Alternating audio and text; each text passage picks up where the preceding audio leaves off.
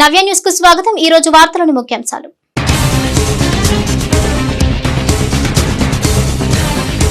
ప్రజలకు మెరుగైన వైద్య సేవలు అందించాలి। బాపట్ల ప్రాంతీయ వైద్యశాలను ఆకస్మికంగా తనిఖీ చేసిన జిల్లా కలెక్టర్ వెంకటమురళి। చీరలలో చైన్ స్నాచర్ హల్చల్ ఒంటరిగా వెళ్తున్న మహిళలను టార్గెట్ చేసుకుని చోరీ। భారీ వర్షాల నేపథ్యంలో జిల్లాలోని లోతట్టు నదీ ప్రవాహక ప్రాంతాల్లో జిల్లా ఎస్పీ పరిశీలన। ఎటువంటి విపత్తునైనా ఎదుర్కొనేందుకు పోలీస్ శాఖ సిద్ధంగా ఉందన్న జిల్లా ఎస్పీ తుషార్ డోడి। బాపట్లలోని ప్రాంతీయ వైద్యశాలను జిల్లా కలెక్టర్ వెంకటమురళి ఆకస్మికంగా తనిఖీ చేశారు। ఈ క్రమంలో వైద్యశాలలో రోగులకు అందుతున్న వైద్య సేవలపై కలెక్టర్ ఆరా తీశారు। ప్రభుత్వ వైద్యశాలలో ప్రజలకు మెరుగైన వైద్య సేవలు అందాలని బాపట్ల జిల్లా కలెక్టర్ జె వెంకటమురళి చెప్పారు। బాపట్లలోని ప్రాంతీయ వైద్యశాలను జిల్లా కలెక్టర్ వెంకటమురళి ఆకస్మికంగా తనిఖీ చేశారు। ఈ క్రమంలో వైద్యశాలలో రోగులకు అందుతున్న వైద్య సేవలపై కలెక్టర్ ఆరా తీశారు। ముఖ్యంగా వైద్యశాలలో రోగుల పేర్ల నమోదు, ఓపీ ఇంజెక్షన్ వేసే గది, హెచ్ఐవి కౌన్సిల్ గదులు, ఎక్స్రే స్కానింగ్ గదులు, చిన్నపిల్లల వార్డు, కాన్పులు, ప్రసూతి విభాగాలను క్షుణ్ణంగా పరిశీలించారు। ఆయా వార్డుల్లో వైద్యం పొందుతున్న రోగులతో ఆయన స్వయంగా మాట్లాడారు। వైద్యం సక్రమంగా జరుగుతుందా, డాక్టర్లు బాగా చూస్తున్నారా, సకాలంలో వైద్య సేవలు అందుతున్నాయా, వైద్య సిబ్బంది నిర్లక్ష్యంగా వ్యవహరిస్తున్నారా అంటూ రోగులతో మాట్లాడి వైద్య సేవలపై ఆరా తీశారు। అనంతరం కలెక్టర్ మీడియాతో మాట్లాడుతూ వర్షాల సీజన్లో అంటువ్యాధులు ప్రబలకుండా వైద్యాధికారులు చర్యలు తీసుకోవాలని అన్నారు। ఇక ప్రజలకు నాణ్యమైన వైద్యం అందించడానికే ప్రభుత్వ వైద్యశాలలు నడుస్తున్నాయన్నారు। జిల్లా కేంద్రమైన బాపట్లలోని ప్రాంతీయ వైద్యశాలలో 400కు పైగా ఓపీలు నమోదవుతున్నాయని చెప్పారు। ఇక 7 విభాగాల్లో ఓపీలు నడుస్తుండగా అత్యవసర సేవలు, ఆపరేషన్ల కొరకు సగటున ప్రతిరోజు 4 నుంచి 5 వరకు బ్లడ్ ప్యాకెట్లు వినియోగిస్తున్నామన్నారు। ప్రస్తుతం బ్లడ్ స్టోరేజ్ విభాగంలో 49 బ్లడ్ ప్యాకెట్లు ఉన్నాయని, వాటి సామర్థ్యం పెంచాల్సిన అవసరం ఉందన్నారు। ప్రతిరోజు సగటున 80 మందికి ఎక్స్రేలు తీస్తున్నామని చెప్పారు। ఈ విభాగంలో కొంత సిబ్బంది కొరత ఉందన్నారు। ఇక ప్రభుత్వ వైద్యశాలకు వచ్చిన వారంతా ఆరోగ్యవంతులై తిరిగి వెళ్లడమే లక్ష్యంగా డాక్టర్లు పనిచేయాలని జిల్లా కలెక్టర్ తెలిపారు। నాణ్యమైన వైద్యం సకాలంలో అందించాలన్నారు। ప్రభుత్వ వైద్యశాలలపై నిరంతరం వైద్యాధికారుల పర్యవేక్షణ ఉండాలన్నారు। రెగ్యులర్ విధి నిర్వహణలో భాగంగా ఏరియా హాస్పిటల్కి రావడం జరిగింది ఇన్స్పెక్షన్కి సర్ప్రైజ్గా। ఇక్కడ మనకి డిసిహెచ్ఎస్ గారు, డిఎంహెచ్ఓ అండ్ హాస్పిటల్ సూపరింటెండెంట్ మిగతా అందరూ కూడా అవైలబుల్ ఉన్నారు। నేను మొదట ఓపీ దగ్గర నుంచి మొదలు పెట్టుకొని బ్లడ్ సెంటర్ అయితేనేమి, అదేవిధంగా ఇన్పేషెంట్ ఓపీ అయితేనేమి, అట్లనే ఓపీ చూస్తున్నటువంటి డిఫరెంట్ డాక్టర్స్ అయితేనేమి, అదేవిధంగా ఇన్పేషెంట్ వార్డులు అయితేనేమి, ఎస్ఎన్సియు, ఐసియు అండ్ క్యాజువాలిటీ సంబంధించిన వార్డు అన్నీ కూడా చూడడం జరిగింది, ఇంక్లూడింగ్ డిస్పెన్సరీ। ప్రతి చోట్ల కూడా కనీసం 1-2 పేషెంట్స్తో నేను కాంటాక్ట్ అయ్యి మాట్లాడాను, ఇంటరాక్ట్ అయ్యి వాళ్ళతో ప్రతి వార్డులో కానీ, ఓపీలో కానీ, ఎస్ఎన్సీలో కానీ ప్రతి చోట మాట్లాడడం జరిగింది, including patient attenders who are waiting outside. So అన్ని చోట్ల కూడా నాకు చాలా సాటిస్ఫాక్టరీగా వాళ్ళు చెప్పడం జరిగింది response. So definitely I appreciate the team of doctors who are working here, including district officers also from health department. So generalగా ఏమవుతుందంటే మనకి పబ్లిక్లో మనము 80%, 90% ఇచ్చినా కూడా కొంత అసంతృప్తి అనేది ఉంటుంది, 10-20% అయినా అసంతృప్తిగా మాట్లాడేటువంటిది ఉంటుంది। ఇక్కడ నేను ఒక పేషెంట్ నుంచి కానీ, ఒక పేషెంట్ అటెండర్ నుంచి కానీ అటువంటి వాయిస్ ఇవ్వలేదు, everybody expressing their good satisfaction. So అట్లా తెచ్చుకోవడం అనేది నిజంగానే అప్రిషియేటబుల్ అండి ఈ డిస్ట్రిక్ట్ హెల్త్ టీమ్ని। నేను ఇక్కడికి వచ్చేటప్పటికి I was not in that impression, డెఫినెట్గా ప్రాబ్లమ్స్ ఉంటాయి, డెఫినెట్గా మనం దాన్ని స్క్రూ చేయాలేమో అన్నట్టుగా అనుకున్నాను కానీ, but after seeing and observing all the things I'm also expressing my satisfaction. So ఇంకా కొన్ని 1 or 2 లిటిల్ ప్రాబ్లమ్స్ మన దృష్టికి వచ్చాయి। అదేంటంటే పేషెంట్ అటెండర్స్ సుమారుగా 50 మంది ఉన్నారు। అదొక చిన్న జాగాలో ఒక 500 SFT కూడా ఉండని స్థలంలో వాళ్ళు వెయిట్ చేస్తున్నారు। అక్కడ సరైన గాలి కానీ, మంచినీళ్ళు అయితే ఉన్నాయి కానీ అక్కడ వాళ్ళకి ఉండడానికి ఆ స్పేస్ సరిపోవడం లేదు అనేటువంటి నిజంగానే ఉంది ఆ ప్రాబ్లం।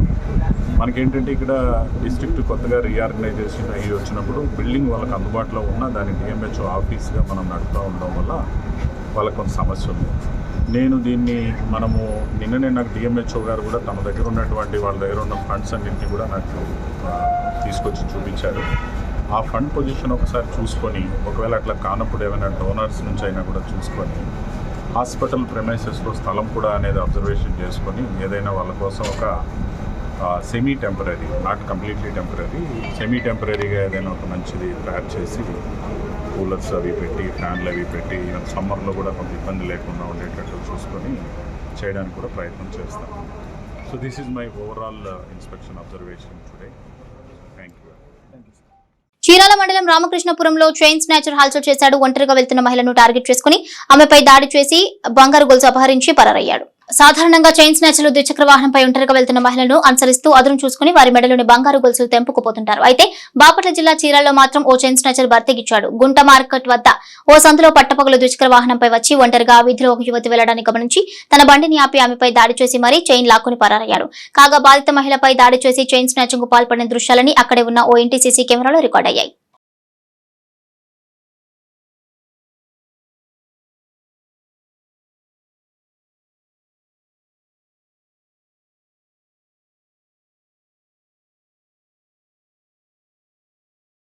భారీ వర్షాల నేపథ్యంలో కృష్ణానది ప్రవాహక ప్రాంతాలను లోతట్టు ప్రదేశాల పరిస్థితులను బాపట్ల జిల్లా ఎస్పీ తుషార్ డోడి స్వయంగా పరిశీలించారు. విస్తారంగా కురుస్తున్న వర్షాలు పూర్తిగా తగ్గుముఖం పట్టే వరకు పోలీస్ అధికారులు సిబ్బంది అప్రమత్తంగా ఉండాలని బాపట్ల జిల్లా ఎస్పీ తుషార్ డోడి అన్నారు. భారీ వర్షాల నేపథ్యంలో కృష్ణానది ప్రవాహక ప్రాంతాలను లోతట్టు ప్రదేశాల పరిస్థితులను బాపట్ల జిల్లా ఎస్పీ తుషార్ డోడి స్వయంగా పరిశీలించారు. అనంతరం రేపల్ల డీఎస్పీ కార్యాలయాన్ని సందర్శించి నది ప్రవాహక ప్రాంతాల్లో తీసుకోవాల్సిన ముందస్తు చర్యల గురించి సమీక్షించి పోలీస్ అధికారులకు పలు సూచనలు చేశారు. ఈ సందర్భంగా జిల్లా ఎస్పీ మాట్లాడుతూ అల్పపీడన దుర్ప్రభావం మరో 2 రోజులు ఉండే అవకాశం ఉందంతా లోతట్టు ప్రాంతాల్లో ఉండే ప్రజలు అప్రమత్తంగా ఉండాలన్నారు. ఎగువన కురుస్తున్న వర్షాల కారణంగా ప్రకాశం బ్యారేజ్ నుండి నీటిని కిందకి విడుదల చేస్తున్న నేపథ్యంలో కృష్ణానది పరివాహక ప్రాంతాన్ని స్వయంగా పరిశీలించడం జరిగిందన్నారు.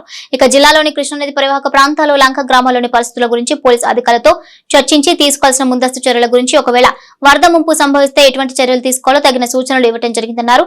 ఎటువంటి విపత్కర పరిస్థితులైనా ఎదుర్కొని ప్రజలకు సేవ చేసేందుకు పోలీసు శాఖ సిద్ధంగా ఉందని చెప్పారు. చరిత్రలో నేటి ముఖ్యమైన ఘటనలు ఓసారి చూద్దాం.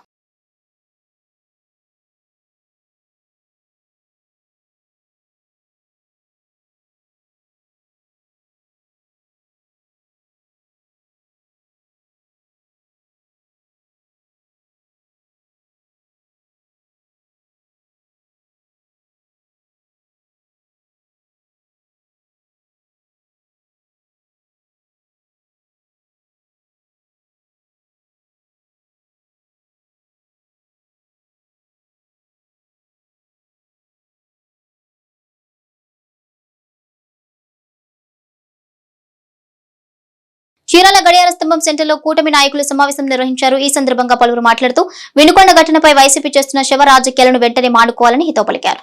వినుకొండలో 2 వ్యక్తుల మధ్య జరిగిన ఘర్షణలో హత్యకు రాజకీయాలు పూసి మాజీ సీఎం జగన్ వికృత క్రీడ ప్రదర్శిస్తున్నాడని అన్నారు. తండ్రి బాబాయ్ కోడి కత్తి అదేవిధంగా ఈ డ్రామాలు చూసిన అనంతరమే వైసీపీని ప్రజలు 11 సీట్లకు పరిమితం చేశారన్నారు. ఘోరంగా ఓడిపోయినప్పటికీ ఇంకా శవ రాజకీయాలు చేయడం సిగ్గుచేటని విమర్శించారు. తప్పు చేసిన వారికి కూటమి ప్రభుత్వంలో ఖచ్చితంగా శిక్ష పడుతుందన్నారు. అవమానకరం. ఎందుకంటే వాళ్ళు కక్షపూర్వకంగా రోడ్డు మీద పడి నరుక్కొని చంపుకొని ఇది చేసుకుంటే మన మాజీ ముఖ్యమంత్రి అయిన జగన్మోహన్ రెడ్డి ఇంకా ఈ శవ రాజకీయాలు మానట్లేదు. ఎక్కడన్నా సానుభూతిగా వెళ్ళి పరామర్శించడానికి వెళ్తే సాంబ్రాణి వేసి వస్తారైతే అక్కడ కారం వెళ్ళి వస్తున్నాడు. ఈయన ఇంకా ఏమనుకుంటాడంటే ముఖ్యమంత్రి ఆలోచనలోనే ఇంకా భ్రమ పోలేదని మన రాష్ట్ర ప్రజలకు అర్థమవుతుంది. ప్రజలంతా ఒక్కసారిగా ఊకముడిగా పడి 11 సీట్లు కట్టబెడితే కనీసం ప్రతిపక్షం లేదు. ప్రతిపక్షం లేని నాయకుడు ఎలా ఉండాలో కూడా ఇంకా వాళ్ళకి అర్థం కావట్లేదు. మాట్లాడితే ఢిల్లీ వెళ్తానన్నాడు. 5 సంవత్సరాల పాటు ఆంధ్ర రాష్ట్ర ప్రజలు ఆదరించి నీకు అవకాశం ఇస్తే వాళ్ళని తీసుకెళ్లి తాకట్టు పెట్టుకున్న ఘనత నీకే దక్కింది. మనం ఉన్న అన్ని రాష్ట్రాల్లో ఏం జరుగుతుందనేది ప్రతి ఒక్కరు గమనిస్తున్నారు. దయచేసి ఇక్కడ ఉన్న ఉమ్మడి అబ్దబ్దు నాయకులంతా కలిసి ఈ రోజున నిరసన తెలుపుతూ నీకు వ్యతిరేకంగా ప్రజలు మాట్లాడుతున్నారంటే ఇంకా బుద్ధి రావట్లేదు. దయచేసి 144 సెక్షన్ ఉన్నా కానీ అక్కడ నీ అంతగా నువ్వు వెళ్ళి ఏం చేసావయ్యా అంటే అమ్మా నీకు 15 వస్తుందా, నీకు 15 వస్తుందా, నీకు 15 వస్తుందా అని చెప్పి నువ్వు ప్రభుత్వాన్ని ఎగతాళి చేస్తున్నావు. ప్రభుత్వం ఏర్పడి 30 రోజుల కాలమే అయింది. ఈ 30 రోజుల కాలంలో నారా చంద్రబాబు నాయుడు గారు రాష్ట్రానికి రావాల్సిన అభివృద్ధి ఏ విధంగా మేము తీసుకెళ్లాలని చెప్పి ఎన్నో నిధులు ఎన్నో పారిశ్రామికవేత్తలను తెచ్చుకొని ఆయన ఈ నువ్వు తీసిన కొండని పొడవటానికి రాత్రి పొగులు కష్టపడుతూ యంత్రాంగం ముందుకు పోతుంది అనేది మన రాష్ట్ర ప్రజలందరికీ తెలిసిన విషయమే. చీరాల పట్టణం పేరలో వేంచేసి ఉన్న శ్రీ షిరిడి సాయిబాబా మందిరంలో గురు పౌర్ణమి వేడుకలు ఘనంగా జరిగాయి. చీరాలపట్టణం పేరల్లో వేంచేసిన శ్రీ షిరిడి సాయిబాబా మందిరంలో గురు పౌర్ణమి వేడుకలు ఘనంగా జరిగాయి. ఇందులో భాగంగా రెండవ రోజు భక్తులచే సాయి సత్యవ్రతాలు నిర్వహించారు. ఉదయం బాబా వారికి విశేష అభిషేకాలు, పూజా కార్యక్రమాలు నిర్వహించారు. అనంతరం భక్తులకు ప్రసాదం పంపిణీ చేశారు. చీరాల మండలం రామకృష్ణపురం గ్రామంలో వేంచేసిన శ్రీ బొడ్రాయి అమ్మవారి 64వ వార్షిక తిరునాళ్ల మహోత్సవం వైభవంగా జరిగింది. చీరాల మండలం రామకృష్ణపురం గ్రామంలో వేంచేసిన శ్రీ బొడ్రాయి అమ్మవారి 64వ వార్షిక తిరునాళ్ల మహోత్సవం వైభవంగా జరిగింది. ఈ సందర్భంగా ఉదయం అమ్మవారికి అభిషేకాలు, 20 నుంచి చల్దీ నైవేద్యం సమర్పించారు. మేళతాళాలు, కనక తప్పెట్లతో అమ్మవారి ఆలయం వరకు చేరుకుని మొక్కులు తీర్చుకున్నారు. సాయంత్రం తిరునాళ్ల ఉత్సవంలో భాగంగా అమ్మవారికి ప్రత్యేక అలంకరణ పూజలు చేశారు. భక్తులు పెద్ద సంఖ్యలో హాజరై అమ్మవారిని దర్శించుకున్నారు. చేనేతలతో కూడా ఏర్పాటు చేసిన ప్రభ వద్ద భక్తులు ప్రత్యేక పూజలు చేశారు. శ్రీ రామకృష్ణాపురం గ్రామంలో వేచేస్తున్న శ్రీ రాజరాజేశ్వరి అమ్మవారు బొడ్డురాయి అమ్మవారి 64వ వార్షిక తిరునాళ్ళ సందర్భంగా ఉదయం చల్ది నైవేద్యము, పొంగళ్ళు జరిగినవి. ఈరోజు చేనేత నూరు అల్లికలతో మహావైభవంగా 23 అడుగుల ప్రభ తయారు చేయడం జరిగినది. తిరునాళ్ళ సందర్భంగా భక్తులు వేలాదిగా వచ్చి పాల్గొని అమ్మవారిని దర్శించుకొని తీర్థప్రసాదం స్వీకరించారు. నేటి తిరుమల తిరుపతి సమాచారాన్ని ఓసారి పరిశీలిద్దాం. తిరుమలలో భక్తుల రద్దీ పెరిగింది. కంపార్ట్మెంట్లు అన్ని కూడా భక్తులతో నిండిపోయి టీబీసీ వరకు క్యూ లైన్లో నిలబడ్డారు. టోకెన్ లేని భక్తులకు 20 గంటల్లో సర్వదర్శనం కలుగుతుందని టీటీడీ అధికారులు తెలిపారు. నిన్న స్వామివారిని 67,223 మంది భక్తులు దర్శించుకోగా 24,549 మంది తలనీలాలు సమర్పించుకున్నారు. భక్తులు సమర్పించుకున్న కానుకల ద్వారా హుండీ ఆదాయం 4.66 కోట్లు వచ్చిందని వివరించారు. సమీకృత ఆక్వా పార్క్ ఏర్పాటు చేసే నిజాంపట్నం మండలం దిండి గ్రామం ప్రతిపాదిత స్థలాన్ని జిల్లా కలెక్టర్ వెంకటమురళి పరిశీలించారు. ముఖ్యంగా మడ అడవులు, ఆక్వా చెరువులున్న ప్రాంతాల వివరాలను ఆయన సేకరించారు. సమీకృత ఆక్వా పార్క్ ఏర్పాటు చేయడానికి నిజాంపట్నం అనువైన ప్రాంతమని బాపట్ల జిల్లా కలెక్టర్ జె వెంకటమురళి చెప్పారు. సమీకృత ఆక్వా పార్క్ ఏర్పాటు చేసే నిజాంపట్నం మండలం దిండి గ్రామం ప్రతిపాదిత స్థలాన్ని జిల్లా కలెక్టర్ వెంకటమురళి పరిశీలించారు. ముఖ్యంగా మడ అడవులు, ఆక్వా చెరువులున్న ప్రాంతాల వివరాలు ఆయన సేకరించారు. ఇక ఈ సందర్భంగా జిల్లా కలెక్టర్ వెంకటమురళి మాట్లాడుతూ ఆక్వా ఉత్పత్తులు పెంచడానికి ఆక్వా పార్క్ ఎంతో దోహదపడుతుందని తెలిపారు. ఆక్వా పార్క్ ఏర్పాటుతో రొయ్యల హెచ్చరీలు, తదితరమైన ప్రాసెసింగ్ యూనిట్లు వస్తాయన్నారు. అంతర్జాతీయ ప్రమాణాలతో ఏర్పాటు కానున్న ఆక్వా పార్క్ ద్వారా ప్రజలకు ఎంతో ప్రయోజనం చేకూరుతుందన్నారు. ఆక్వా పార్క్ ఏర్పాటు చేయడానికి సీఎం చంద్రబాబు ప్రత్యేక చొరవ తీసుకుంటున్నారని తెలిపారు. ఇక సీఎం ఆదేశాల మేరకు భూమి పరిశీలనకు వచ్చామన్నారు. 192 ఎకరాల విస్తరణలో ఏర్పాటయ్యే ఆక్వా పార్కుకు నిధులు విడుదలయ్యాలన్నారు. వనామీ వంటి ఉత్పత్తులకు ప్రత్యామ్నాయంగా ఇతర చేపలు, రొయ్యలు ఉత్పత్తి చేసేలా ప్రణాళికలు రూపొందించినట్లుగా తెలిపారు.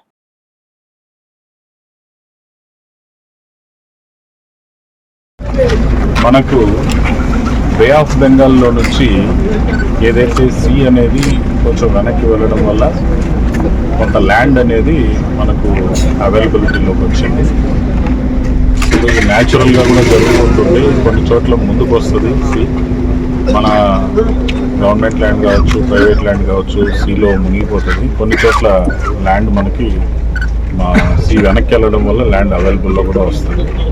సో ఇది న్యాచురల్ ఫినామినన్. అట్లాంటినే ఇక్కడ కూడా ఇప్పుడు మనకి సుమారు 300 ఉంది కదండి, 300 సుమారు ఎకరాలు బే ఆఫ్ బెంగాల్ వెనక్కి లాక్కోవడం వల్ల మనకు ఒక ల్యాండ్ అవైలబిలిటీ వచ్చింది.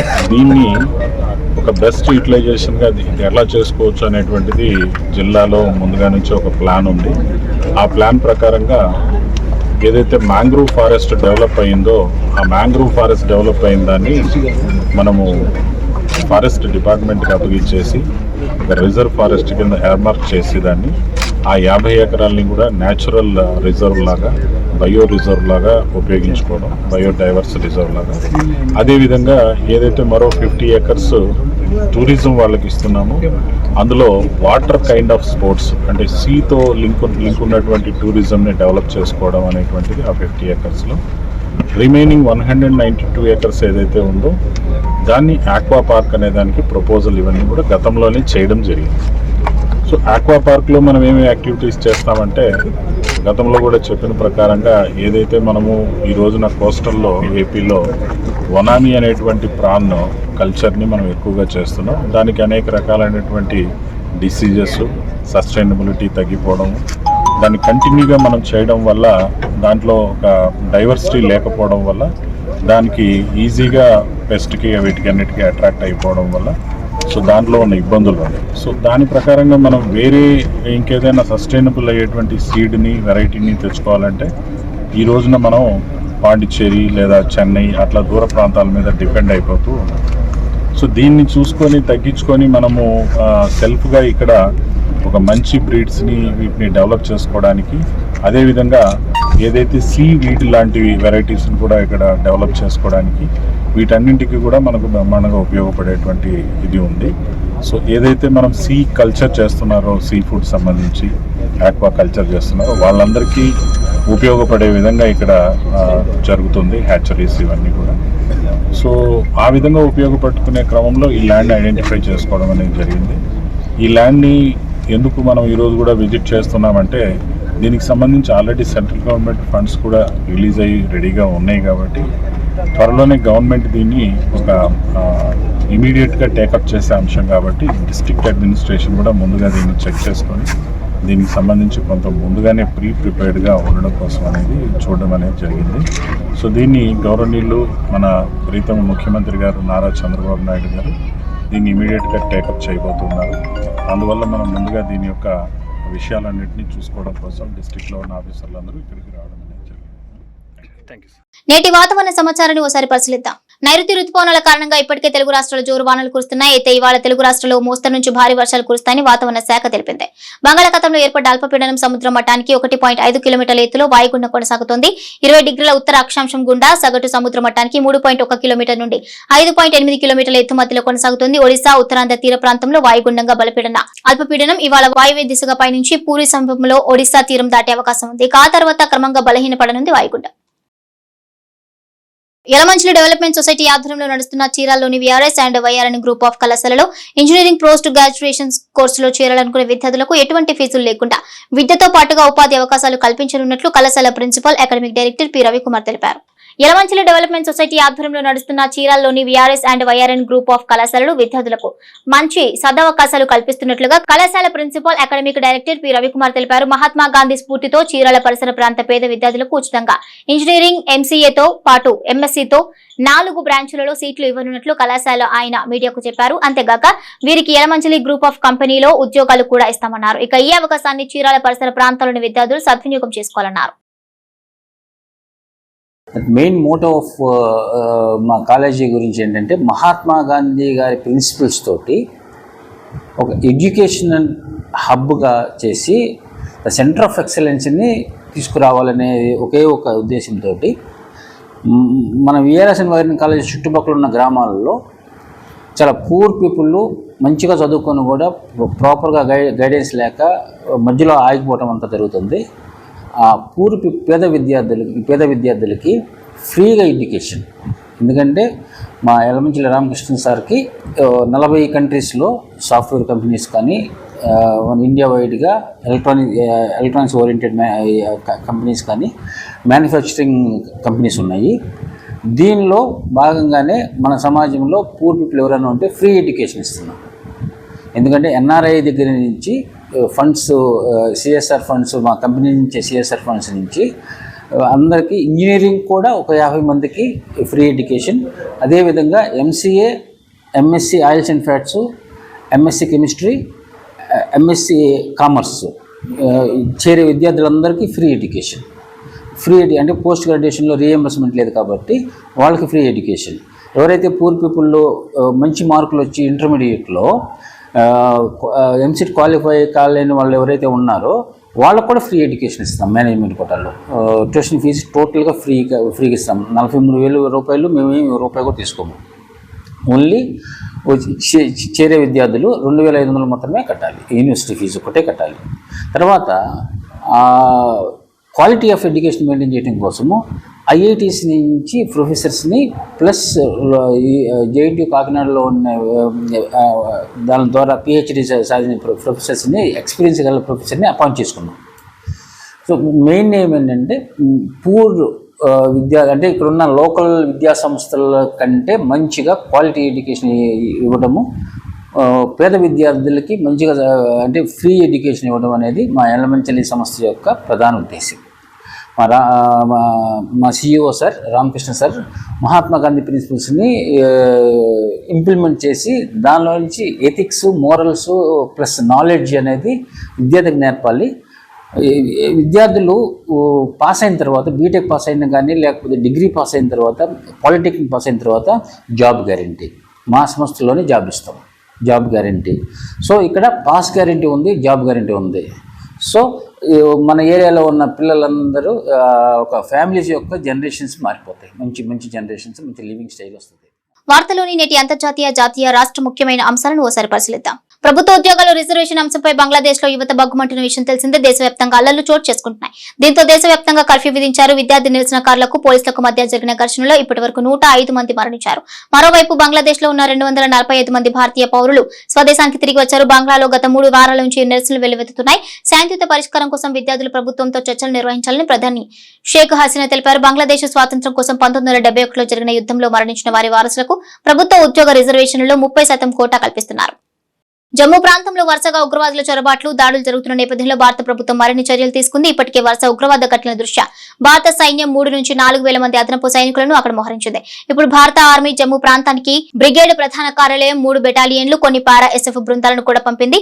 ఒక బెటాలియన్ లో దాదాపు 1100 మంది సైనికులు ఉంటారని తెలుస్తోంది. అదేవిధంగా పారా ఎస్ఎఫ్ బృందంలో దాదాపు 40 మంది కమాండోలు ఉంటారు. ఈ విధంగా చూస్తే జమ్మూకు దాదాపు 500 మంది పారా కమాండోలను అదనంగా పంపారు. ఏపీలో భారీ వర్షాల వార్తల నేపథ్యంలో చంద్రబాబు సర్కార్ అలర్ట్ అయింది. అధికారులకు చంద్రబాబు కీలక ఆదేశాలు ఇచ్చారు. వర్షాలు అధికంగా ఉన్నాయా జిల్లాల కలెక్టర్లు, ఎస్పీలు, వివిధ శాఖల అధికారులతో సీఎం చంద్రబాబు వీడియో కాన్ఫరెన్స్ నిర్వహించారు. ఈ కాన్ఫరెన్స్ లో అల్లూరి సీతారామరాజు, పశ్చిమ గోదావరి, తూర్పు గోదావరి, కోనసీమ, కాకినాడ జిల్లాల కలెక్టర్లు, ఎస్పీలతో పాటు ఆయా శాఖల అధికారులు పాల్గొన్నారు. అధికారులు పూర్తి అప్రమత్తతో ఉండాలని, ప్రాణ ఆస్తి నష్టం జరగకుండా చూడాలని ఆదేశించారు. ఈ ఏడాదిలో ఇప్పటి వరకు సాధారణ వర్షపాతం 185 మిల్లీమీటర్లకు గాను 244 మిల్లీమీటర్లు నమోదైందని, రాష్ట్ర వ్యాప్తంగా 31% అదనంగా వర్షపాతం నమోదైంది. ప్రముఖ 2 వీలర్స్ తయారీ సంస్థ సుజుకి మోటార్ సైకిల్ ఇండియా తన Suzuki Access 125, Suzuki Burgman Street స్కూటర్లకు స్పెషల్ ఫెస్టివ్ కలర్స్ ఆప్షన్లతో ఆవిష్కరిస్తున్నట్లుగా తెలిపింది. Honda Activa 125, TVS Jupiter 125, Hero Destiny 125 స్కూటర్లకు ఈ 2 స్కూటర్లు గట్టి పోటీ ఇస్తున్నాయి. Suzuki Access 125 scooter metallic Sonoma red pearl mirage white dual tone colour combination, Suzuki Burgman Street scooter new metallic matte black number 2 colour ఆప్షన్లు వస్తున్నాయి. స్పెషల్ ఫెస్టివ్ కలర్ ఆప్షన్లతో వస్తున్న Suzuki Access 125 scooter 90,500, అదేవిధంగా సుజుకి బర్గ్మన్ స్ట్రీట్ స్కూటర్ 98,299 ధరకు లభిస్తాయి. రోహిత్ శర్మ కెప్టెన్సీలో ICC టీ20 World Cup 2024 గెలిచిన హార్దిక్ పాండే ప్రస్తుతం చాలా బ్యాడ్ టైమ్ లో ఉన్నాడు. తాజాగా శ్రీలంక టూర్ కు టీ20 టీం ఇండియా కెప్టెన్ గా ఎంపిక కాలేదు. దీంతో పాటు హార్దిక్ తన భార్యతో విడాకులు తీసుకున్నాడు. ఈ క్రమంలో హార్దిక్ పాండ్యాకు మరో బ్యాడ్ న్యూస్ వచ్చింది. దీని కారణంగా అతని వన్డే కెరీర్ పై ప్రశ్నలు తలెత్తుతున్నాయి. నవ్య న్యూస్ ముగించే ముందు ముఖ్యాంశాలు మరోసారి.